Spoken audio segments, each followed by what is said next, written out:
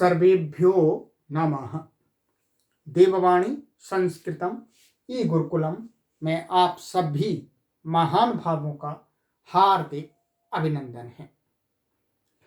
मित्रों, आज हम अव्ययी भाव समास जो लघु सिद्धांत कौमुदी का हम पढ़ रहे हैं उसकी लाइव कक्षा संख्या 11 पढ़ेंगे और इस सभी कक्षाओं को आप देववाणी संस्कृतम ऐप को प्ले स्टोर से डाउनलोड करके वहाँ पर जा कर के जो भी इनका शुल्क है उनको दे करके कभी भी कहीं पर भी आप पढ़ सकते हैं। और अधिक जानकारी के लिए आप इस व्हाट्सएप नंबर पर संपर्क करके जानकारी प्राप्त कर सकते हैं। चलिए मित्रों, अब मैंने आपको गत कक्षा में अव्ययी भाव समास के कुछ उदाहरण पढ़ाए थे। ये लीजिएगा, ये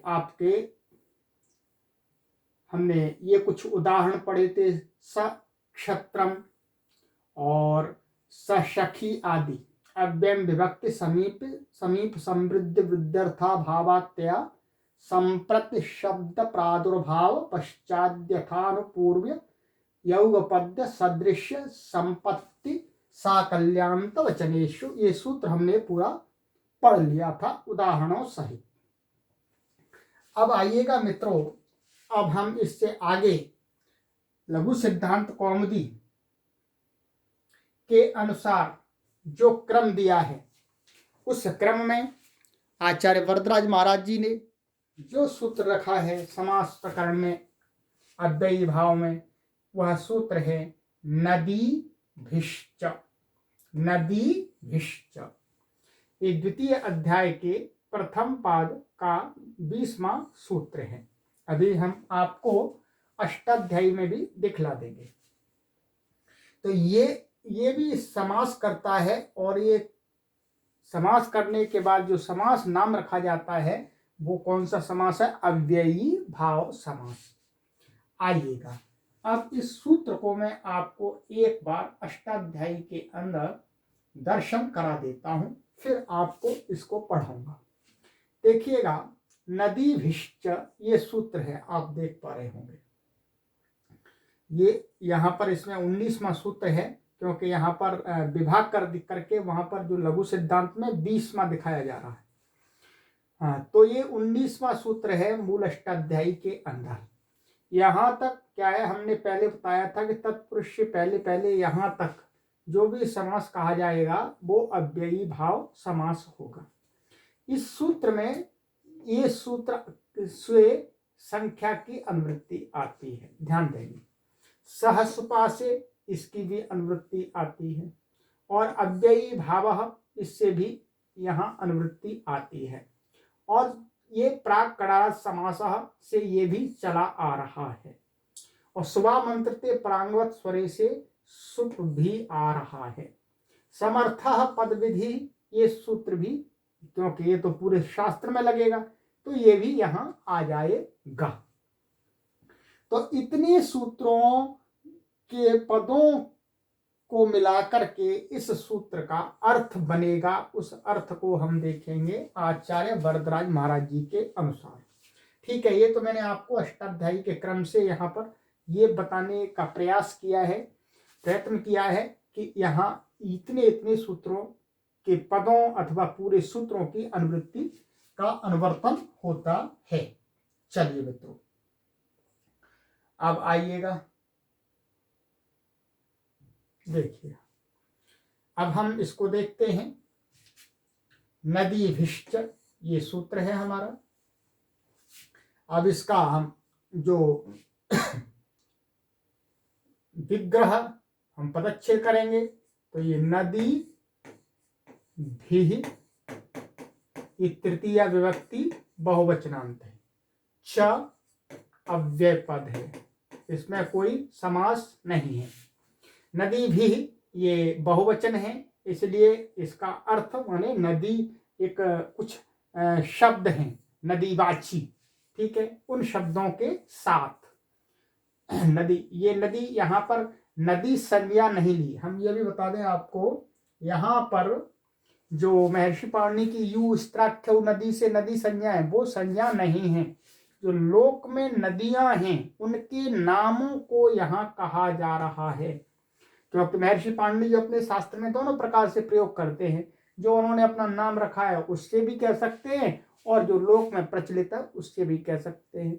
और ये जात कैसे होगा? ये जात होगा गुरु परंपरा से कि भाई यहाँ पर ऐसा है, यहाँ पर ऐसा है, ठीक है। अब हम आपको बता रहे हैं, आप और आगे बताएंगे। चलिएगा, तो ये हमने देखा। अब देखिएगा, इसके अंदर इन्होंने यही बताया है, ये हिंदी व्याख्याकार ने, कि इस शब्द के, इस सूत्र के अंदर क्या क्या आता है। देखिएगा, नदी विष दिखा दिया, विभक्ति दिखा दी मैंने आपको। संख्या वंशेन से संख्या आती, अनुवृत्ति आती। सुप साह सुपा प्राकटात् समासः अव्ययी भावः, ये सभी चला आ रहा है। और समर्थापद विधि भी आ जाएगा।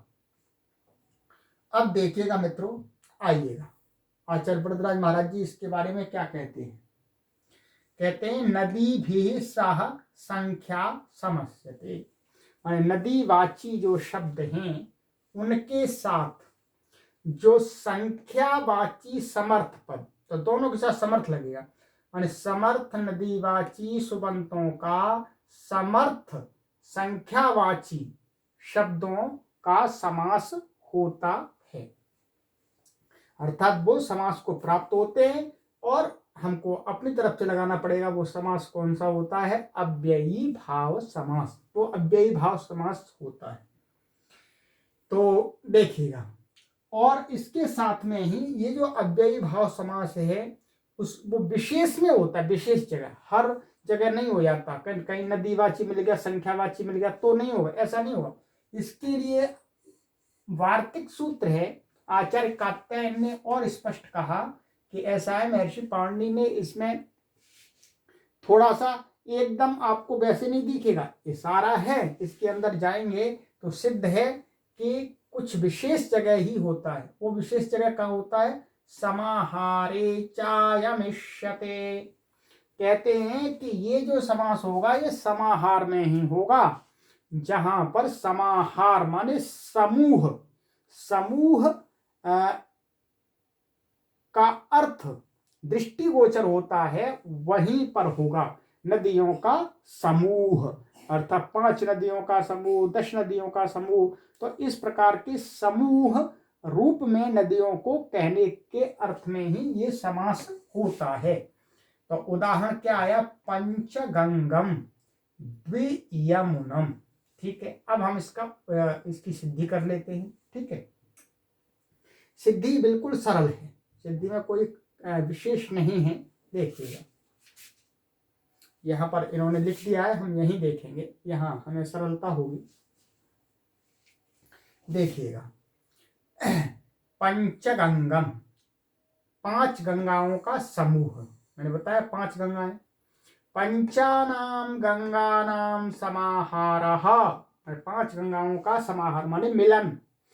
यह लौकिक विग्रह हो गया। अब इसका अलौकिक विग्रह कैसा होगा? पंचन आम गंगा आम, ठीक है।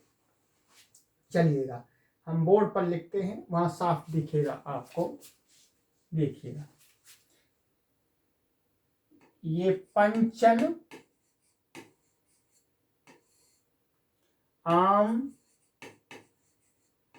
और आपका गंगा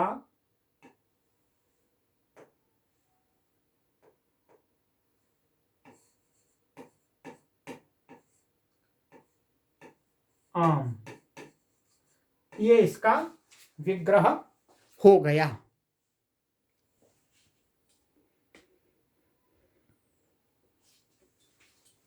ये इसका विग्रह हो गया मित्रों। तो अब इसका हमने नदी भिष्ट से इसका समास हुआ, माने उस वार्तिक के सहयोग से समाहारे चायम इष्यति, उस वार्तिक के सहयोग से समास हुआ। समास हुआ तो समास होने पर इसकी क्या हो गई, कृतद्धित समासाश्च से प्रातिपदिक संज्ञा हो गई पूरे की। प्रातिपदिक संज्ञा होने पर क्या होगा, सुपो धातु प्रातिपदिक कयोः, सुपो धातु प्रातिपदिक कयोः माने प्रातिपदिक के अवयव सुप का लुक हो जाता है, तो इनका लुक हो गया। ठीक है, लुक क्या होता है, प्रत्यय लुक श्लू लुपाह, और अदर्शनम वो उसका अदर्शन ही क्या है, लुक माने अदर्शन, प्रत्यय के अदर्शन को ही लुक श्लू और लुप कहते हैं। तो यहाँ लुक हुआ है, तो अब क्या बच्चा हमारे पास में, पंचन और गंगा। ठीक है, ये हुआ। अब मित्रों जो सूत्र पढ़ा था हमने, नदी भिश्च, पूरा सूत्र नदी भिश्च, ऊपर से संख्या आ रहा था, देखिए ऊपर से संख्या आ रहा था आपका, ये देखिएगा यहाँ पर नदी भिश्च ये सूत्र है, इसमें ऊपर से मुख्य रूप से संख्या आ रहा था और ये पीछे के पद उनके विशेषण आदि बन रहे थे। तो नदी भी तृतीया और ये संख्या प्रथमा, तो ये इसके अंदर जुड़ जाएगा यहाँ पर। अब हम देखेंगे कि सूत्र में जो समास विधायक सूत्र नदी भिष्ट संख्या ऐसा बनेगा, और भी सुप आदि जुड़ करके, तो हम देखेंगे कि इसके अंदर जो मुख्य अर्थ वाला जो शब्द है प्रथमा विभक्ति से निर्दिष्ट कौन है, संख्या। क्या, संख्या। तो संख्या, अब संख्या हमने नियम पढ़ा है कि प्रथमा निर्दिष्टम समास उपसर्जनम, माने समास विधायके सूत्रे यत् पदम प्रथमा विभक्त्या निर्दिष्टम भवति तद्वाचकम यत् पदम तस्य प्रातिपदिक संज्ञा भवति। अर्थात जो समास विधायक सूत्र में जो प्रथमा विभक्ति से निर्दिष्ट जो पद होता है मित्रों, उस पद के द्वारा जो शब्द समास विग्रह में कहा जाता है उसकी क्या होती है, प्रातिपदिक संज्ञा। तो अब संख्या, संख्या का अर्थ है संख्यावाची शब्द। अब हमारे पास में ये दो शब्द थे, संख्या और ये गंगा। अच्छा, गंगा है ना, गंगा, गंगा। तो अब देखिएगा पंचन गंगा, तो अब ये संख्यावाची क्या है, ये पंचन, पंचन, तो ये पंचन, तो ये संख्यावाची इसकी हो गई उपसर्जन संज्ञा।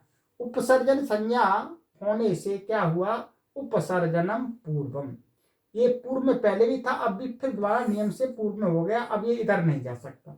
तो ये दोनों मिल गए, अब दोनों मिल गए तो क्या बना आपका, ये पंचन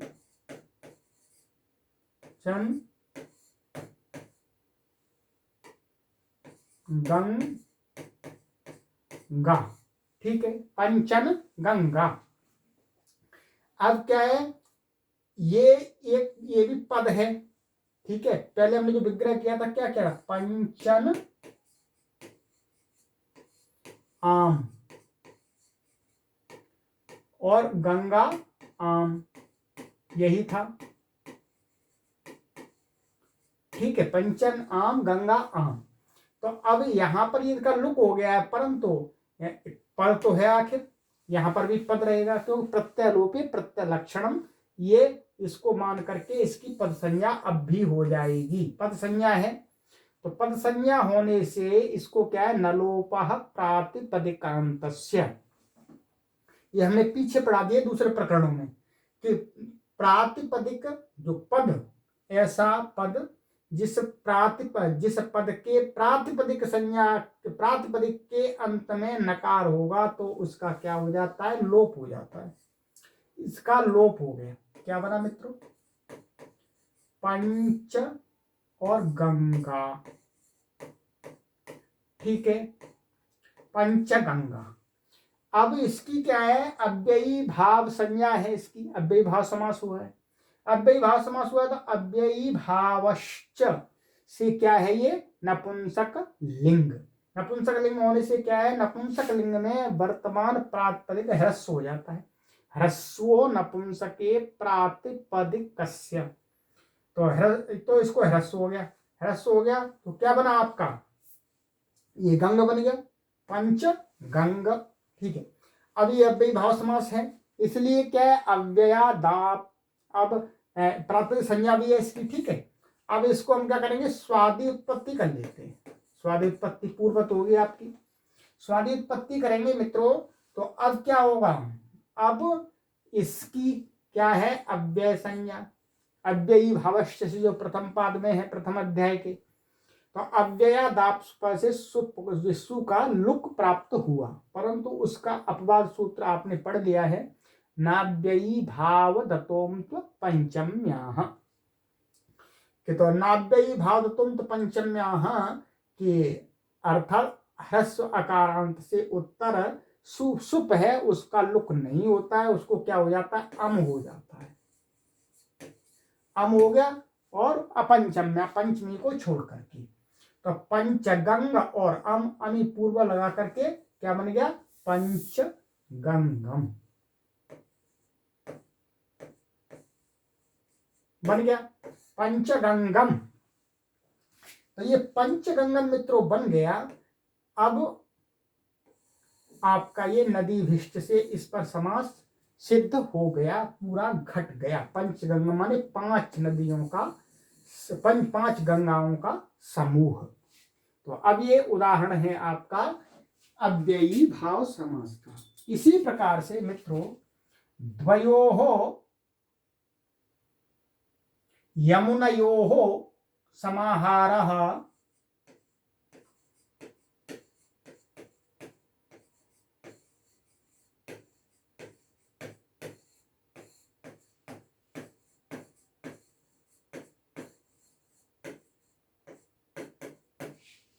द्वियमुनम।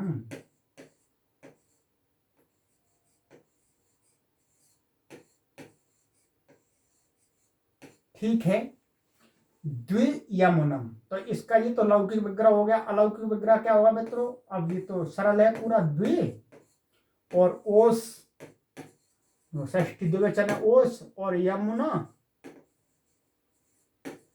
और ओस।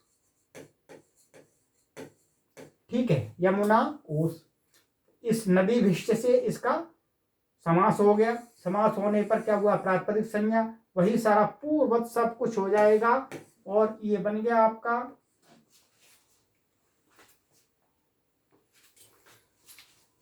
द्वि यमुना। ठीक है, और अव्ययी भाव नपुंसक लिंग होने से ये ह्रस्व हो जाएगा, ह्रस्व नपुंसके प्रातिपदिकस्य यमुना, और सु आदि आकर के उसको अब फिर वही प्रक्रिया अव्ययदाप पर नाव्ययी भाव तो पंचम्या से अम हो जाएगा, अमी पूर्व से पूर्व होकर के द्वियमुनम। ये पूरा सूत्र वही लगेंगे, अब हम बार बार आपको नहीं बोलेंगे। तो ये द्वियमुनम, ये भी इस नदी भिष्ट का अव्ययी भाव समास का उदाहरण सिद्ध हो गया। चलिए मित्रों, अब आगे चलते हैं, आचार्य वरदराज महाराज जी क्या कहते हैं। ये इन्होंने ये घटा दिया पूरा, ठीक है, ये पूरा उदाहरण बना दिया, द्वियमुनम का भी ये बना दिया इन्होंने। ठीक है, अब मित्रों ये आगे हमें पढ़ाने जा रहे हैं एक नया, ये समास से संबंधित था। क्या है, समास से संबंध रखने वाला ये प्रकरण है, जिसको कहते हैं समासांत प्रत्यय। ये 5वें अध्याय में है। क्या, 5वें अध्याय में समासांत एक प्रकरण है, समासांत। तो वो समासांत पद से ही, समासांत प्रातिपदिक से ही क्या है, प्रत्यय होते हैं। तो वो समासांत से होते हैं, तो समास से संबंध हो गया। तो समास से अब उसके अंदर सभी समासों का समावेश है। तो अव्ययी भाव समास से जो कुछ थोड़ा सा होता है प्रत्यय, उसमें से जो मुख्य है, प्रधान है, उसको यहां पर ये दिखला रहे हैं। क्या है, तो ये समासांत, समासांत प्रत्यय का प्रकरण है, ठीक है। ये 5वें अध्याय में चलेगा, तो उसका ये सूत्र आपको दिखाएंगे। अब हम इसको पढ़ने जा रहे हैं। तो ऐसा यहाँ का वास्तव में प्रकरण ना होने पर भी समास से संबंध रख रहा है, इसलिए यहाँ पर इन्होंने दिखाया है, वहां पर भी दिखाएंगे जहां पर ये तद्धित का प्रकरण होगा। अब देखिएगा, ये इनका आगे का सूत्र है तद्धिताः। तद्धिताः ये चौथे अध्याय के प्रथम पाद का 76वां सूत्र है।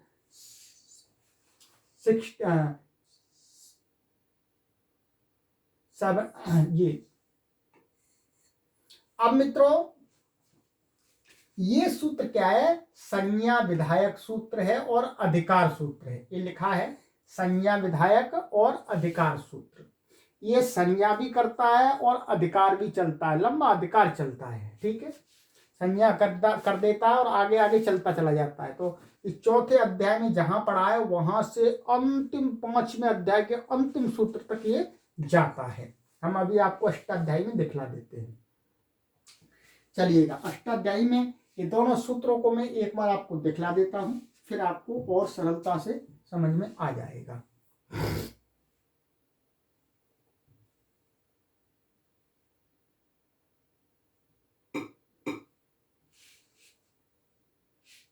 देखिएगा, ये चौथा अध्याय चल रहा है।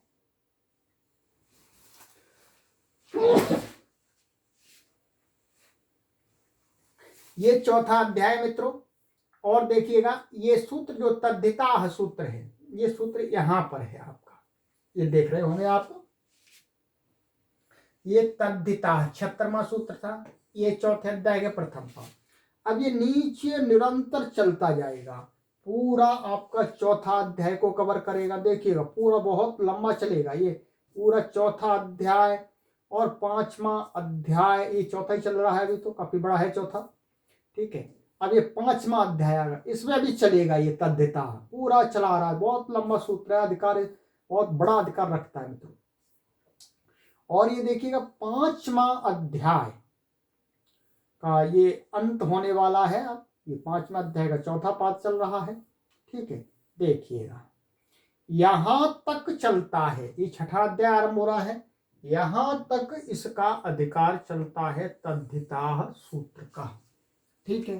देखिएगा अब जो हम अभी आगे जो सूत्र पढ़ने वाले हैं वह सूत्र आपका यहीं पढ़ा हुआ है, ठीक है। ये वाला है, ये 107। देखिए हम, मुझे अष्टाध्यायी याद है तभी मैं ढूंढ पा रहा हूं आपका। ये अव्ययी भावे शरत प्रवृत्तिभ्यः, ये सूत्र यहां पढ़ा हुआ है। और ये जो सारे हैं ये क्या है? समासांत प्रत्यय हैं। ये समासांत प्रत्यय का प्रकरण यहां से चल रहा है, ठीक है। क्या चल रहा है? समासांत प्रकरण। देखिए समासांता है, ये सूत्र लिखा हुआ है, मैंने आपको पहले बताया। तो यहां से समासांत का जो भी प्रत्यय होंगे आगे वो समास के अवयव माने जाएंगे। चलिएगा, ये तो मैंने आपको इस प्रकरण से संबंधित बात थी वो दिखला दी। और इस अष्टाध्यायी को क्रम से पढ़ाने की एक कक्षा आरंभ देववाणी संस्कृतम पर हो रही है, उसमें भी आप भाग लेंगे तो इन सभी 4000 सूत्रों को क्रम से पढ़ सकते हैं अपने घर पर बैठे बैठे। चलिएगा मित्रों, अब देखिएगा, ये लीजिएगा। अब हम आते हैं सूत्र पर। सूत्र क्या कहता है? तद्धिताः, ये प्रथमा विभक्ति बहुवचनांत है, ठीक है। आपंचम समाप्तेरधिकारोऽयम्, कहते हैं कि ये अधिकार सूत्र है और इसका अधिकार कहां तक जाएगा? आपंचम समाप्ते, माने 5म अध्याय की समाप्ति तक। मैं दिखला दिया था आपको अष्टाध्यायी में। अधिकारोऽयम्, ये अधिकार सूत्र है, आगे आगे अपने अधिकार में कार्य कराएगा और संज्ञा भी करेगा, ठीक है। तो अब ये सरल है, इसका अर्थ इसमें कुछ भी नहीं है क्योंकि अधिकार सूत्र है, इसका कोई उदाहरण नहीं बनेगा। उदाहरण ये विधि सूत्र के साथ मिलकर के बनाएगा। देखिएगा, अब आ जाइएगा आगे का सूत्र। अव्ययी भावे शरत प्रभृतिभ्यः, ये अव्ययी भावे शरत प्रभृतिभ्यः, 5वें अध्याय के चौथे पाद का 107वां सूत्र है, जिसको मैंने दिखला दिया आपको। देख क्या कहते हैं ये। अच्छा, इसका हम पदच्छेद देखते हैं पहले। ये आइएगा, यही देखेंगे।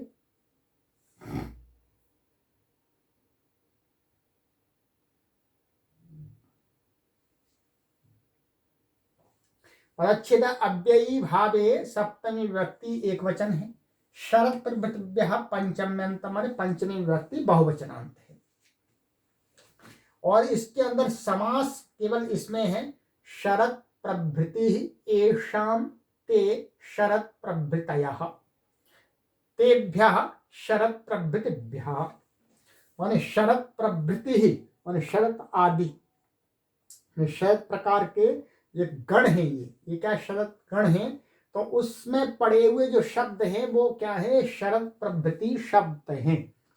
ठीक है, तो उन शब्दों का यहाँ पर कुछ होता है, उसको देख लेते हैं क्या होता है। आइएगा, आचार्य वरदराज महाराज जी के अनुसार, आचार्य वरदराज महाराज जी कहते हैं शरदादिभ्यष्ट स्यात् समासांतो अव्ययी भावी। इसमें क्या है, समासांत की अनुवृत्ति आ रही है समासांत सूत्र की, और अव्ययी भाव की अनुवृत्ति आ रही है। अव्ययी भाव तो इसी में पड़ा हुआ है, तो अव्ययी भाव समास में समासांत मान अव्ययी भाव समास होने पर उसी समास का अवयव एक जो शरदादि का यदि अव्ययी भाव समास है तो टच प्रत्यय हो जाता है। क्या है, टच टच टच का ये हट जाता है, केवल इसका अवचता है। राइट, इसका अवचता है मित्रों, तो अवचता है। तो इसके उदाहरण इन्होंने दिखाए, शरदः समीपम उपशरदम प्रतिविपाशम। ठीक है, बिल्कुल सरल उदाहरण है। चलिएगा, तो हम अभी आपको ये दिखलाते हैं इसके उदाहरण, इसकी सिद्धि। ठीक है, तो अब देखिएगा इसकी सिद्धि आप देखेंगे, यहां देखते हैं।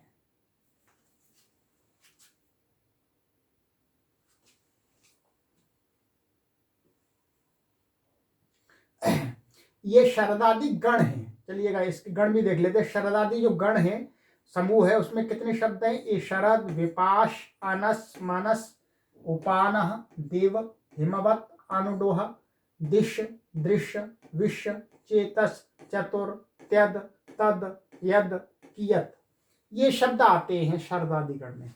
तो हमने दो का उदाहरण लिया है। क्या लिया है, दो का उदाहरण लिया है। अब देखिएगा, ये जो समास होता है, इसका क्या है, समास होता है। ये वाला जो अव्ययी भावे शरद, ये समास विधायक सूत्र नहीं है, ये तो टच प्रत्यय विधायक सूत्र है। तो इस टच प्रत्यय का विधान करने के लिए पहले हमें समासांत चाहिए, समास चाहिए। तो समास किससे होता है, समास होता है आपका जो मैंने पढ़ा दिया, अव्ययम विभक्ति समीप समृद्धि वृद्ध्यर्था भावा, इस सूत्र से। अव्यय के साथ इन अर्थों में वर्तमान क्या है, जो अव्यय होंगे उनका समर्थ सुबंध के साथ समास होगा। अब उपशरदम, उपशरदम का क्या अर्थ है, समीप। तो मैंने शरद ऋतु के समीप वाली ऋतु, ये अर्थ ले सकते हैं। तो वही लिखा है शरद ऋतु के समीप वाली ऋतु, तो शरदः समीपम उपशरदम। ठीक है, अब देखिएगा इसका अलौकिक विग्रह हुआ, अलौकिक विग्रह शरद नस प्लस उप। ठीक है, तो ये अलौकिक विग्रह हो गया। अलौकिक विग्रह हो गया मित्रों,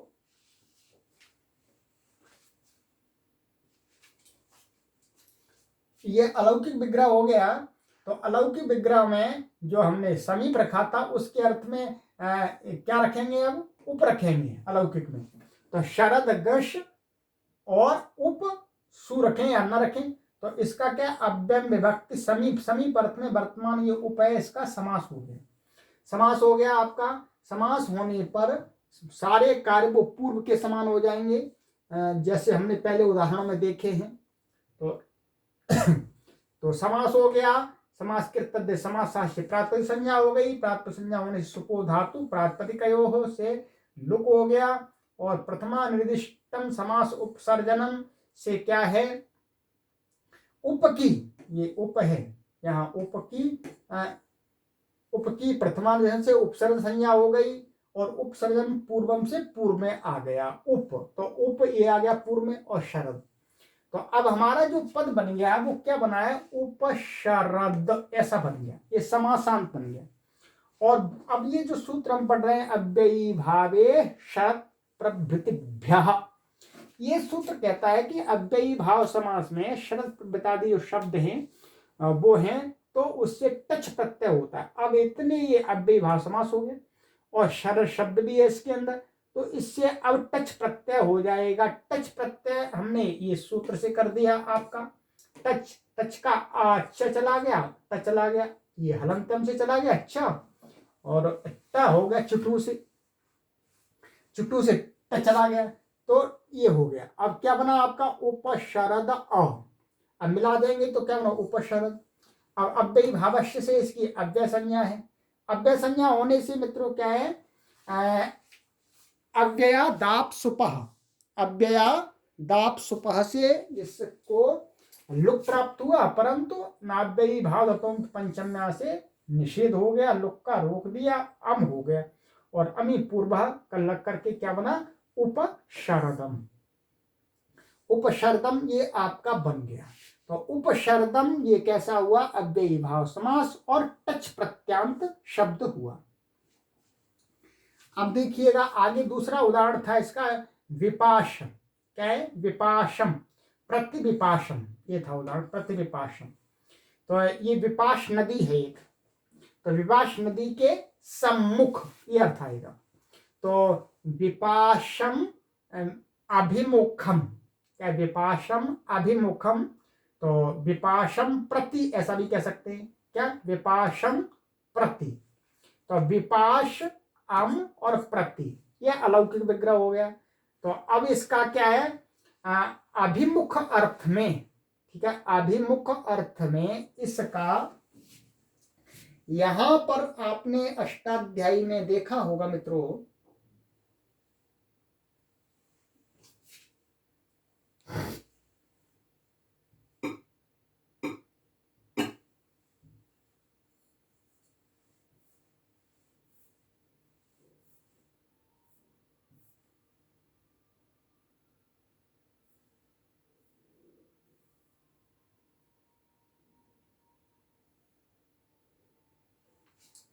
ये एक सूत्र है, लक्षणेनाभिप्रति आभिमुख्य, आभिमुख्य अर्थ में जो प्रति होता है वो उस समास को प्राप्त होता है।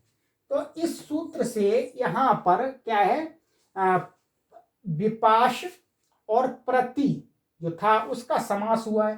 प्रति यहां पर प्रथमा विभक्ति से निर्दिष्ट है, ठीक है, प्रति, तो इसलिए प्रति की उपसर्जन संज्ञा होने से क्या हो जाएगा, पूर्व में आ जाएगा, उपसर्जनम पूर्व, तो क्या बनेगा, प्रति विपाश, ऐसा बनाइए, ठीक है, प्रति विपाश। और फिर इसको अव्ययी भावे शरत प्रभृतिभ्य से टच प्रत्यय हो गया, क्या हो गया, टच प्रत्यय हो गया, टच का ट चला गया, च चला गया, अवचा अ इसमें जोड़ दीजिएगा, तो क्या बना आपका, ये बना आपका प्रति विपाश। और इससे फिर वही पूर्व वाली सारी प्रक्रिया लगेगी और सु सु आदि उसका लुक आदि प्राप्त होगा, उसका निषेध हो जाएगा, नपुंसकलिंग भी हो जाएगा, अव्यय भी हो जाएगा, सब कुछ हो जाएगा, और सु को अम होकर के, अमी पूर्व से पूर्व होकर के क्या बनेगा, प्रतिविपाशम। तो ये इसका उदाहरण बन गया, इस सूत्र से समास हुआ है, इस सूत्र से समास हुआ है। तो चलिएगा अब प्रतिविपाशम हमने इसके दो उदाहरण आपको दिखला दिए, ठीक है, तो यही दो उदाहरण हमें इसमें इन्होंने दिखाया है, ठीक है। इसी प्रकार से यहाँ ये गण सूत्र है, इन्होंने एक गण सूत्र दिया है और उसका उदाहरण दिया है, ये दिया है इन्होंने, देखिएगा, जराया जरश्च, यह गण सूत्र शरत प्रभृति में पढ़ा हुआ है, ठीक है। तो अव्ययी भाव समास में जरा शब्द, ये तिरछा हो रहा है आपको, जरा शब्द से समासांत टच के साथ जरस आदेश भी होता है। यदि ये उसमें पढ़ा हुआ है कि जरा शब्द को समासांत टच जैसे ही होगा, टच प्रत्यय उसके साथ ही ये जरा को जरस आदेश भी हो जाता है मित्रों। तो जरस आदेश हो जाता है तो उसका उदाहरण क्या बनेगा, देखिए सरल है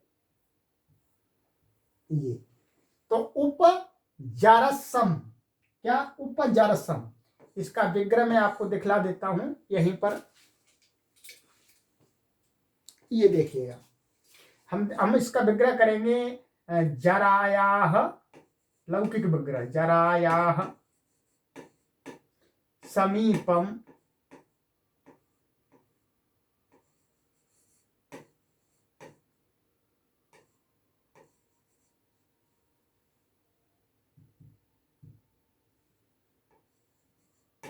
जरायाह समीपम उपजरसम।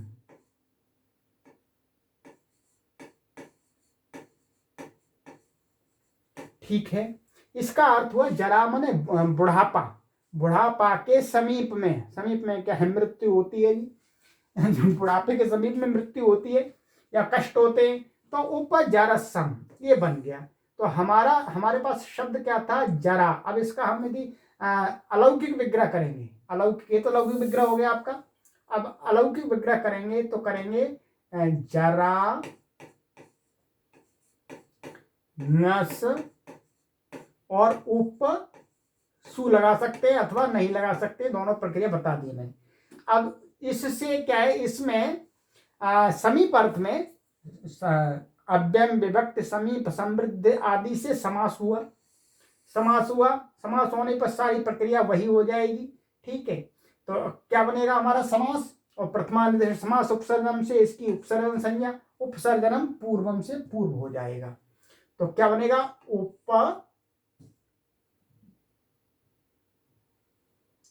ये उपजरा। ठीक है, अब ये सूत्र करेगा टच प्रत्यय, टच प्रत्यय करेगा जरा शब्द से, ये गण सूत्र है, इसके अंदर ही पड़ा हुआ है, गण के अंदर जो। तो ये कहेगा कि यहाँ टच प्रत्यय होगा आपका, तो उसके साथ ही जरा को क्या कर देंगे, जरस आदेश हो जाता है, जरा या जरस। तो ये हो गया उपजरस, जरस, और टच का अवच्छता है ये हट जाता है। तो क्या बना, उपजरस, क्या बना, उपजरस, ये बन गया आपका उपजरस, ऐसा बन गया। ठीक है, अब इससे इसकी अव्ययी भाव समास है, अव्यय संज्ञा है, नपुंसक लिंग है, तो स्वादि उत्पत्ति पूर्वत करके आप इसमें अमादि करके क्या बन जाएगा, उपजरसम। तो ये उपजरसम भी मैंने पूरा आपका उदाहरण सिद्ध कर दिया। तो इसी प्रकार से और भी इसके अंदर उदाहरण वो बन जाएंगे। अब ध्यान रखेंगे, यहाँ पर समास प्रकरण में ये सूत्र पढ़ा गया है, परंतु ये समास नहीं करता है, ये क्या करता है, समासांत से अव्ययी भाव जो समास होता है उससे कहीं कहीं टच प्रत्यय का विधान करता है। तो समासांत अव्ययी भाव समास से संबंध रखने वाला है, इसलिए इसको यहाँ पर आचार्य वरदराज महाराज जी ने रखा प्रकरण को। तो मित्रों, ये आज की कक्षा में मैंने आपको 2 सूत्र पढ़ाए हैं। ठीक है, अभी इसी से संबंधित और भी, टच से संबंधित और भी सूत्र हैं, तो उनको भी हम पूरा आपको आगे की कक्षा में प्रयास करेंगे, जल्दी से जल्दी जितना भी होगा इतने भी हम पढ़ सकेंगे। चलिएगा मित्रों, अब इस कक्षा को हम यहीं विराम देंगे, आगे की कक्षा में आपसे मिलते हैं। तब तक आप इनका अभ्यास करते रहिए, अच्छी प्रकार से नोट्स बनाइएगा, नोट्स अर्थात कोई कॉपी बना लीजिएगा जिसमें ये सभी सूत्र आप सिद्धिबाई लिखते रहेंगे, तो आपको और अच्छा बुद्धिगत हो जाएगा यह विषय। अस्तु, सर्वेभ्यो नमः।